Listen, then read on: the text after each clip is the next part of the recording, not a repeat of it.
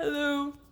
I just wanted to thank you so much for helping us with this petition to standardize, regulate, audit, and prioritize patient safety. Dr. Harold Sackeim did a study with his colleagues way back in 2007, and in that study, he discovered they compared outcome results in the community comparing 7 different hospitals. And some of those hospitals had pretty good outcomes. And others of those hospitals had actually pretty bad outcomes. But his study was interesting because they did not identify which hospitals had the best outcomes. So a patient like myself who was being advised to get ECT could not call up the hospital and say, "What are your outcomes? I want to learn more about whether or not patients at your facility with your treatment technique are better off than others." So my question was, how do we know which hospitals have the best outcomes? We don't. And who gets the best outcomes? Is it a private hospital or is it a community hospital? Is it a hospital with cash patients or a hospital with Medicare, Medicaid, Medi-Cal?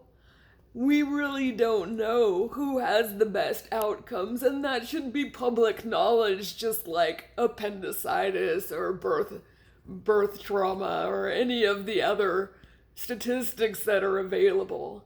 But we need to make sure that those statistics are, what's it called?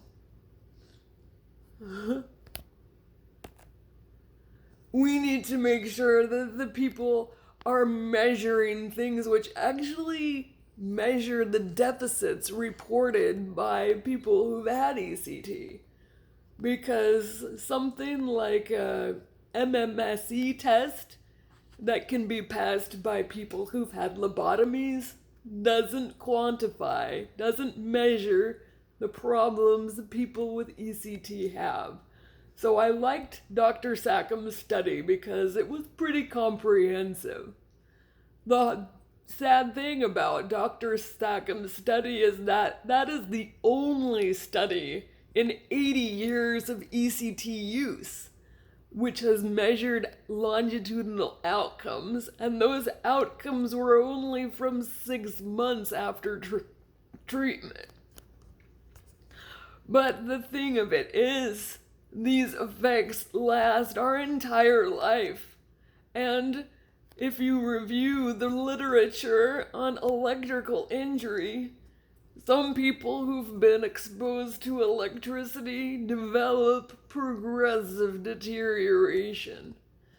And that's something that's not understood because nobody has ever studied it among ECT patients.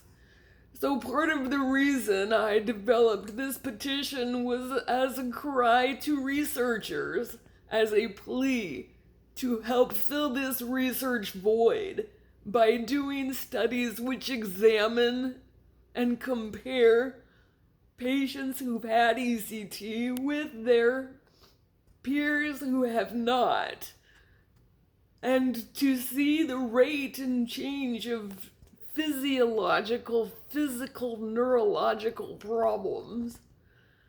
So, who knows? My goal is to get 1,000 signatures by November 1st, and we are headed in the right direction.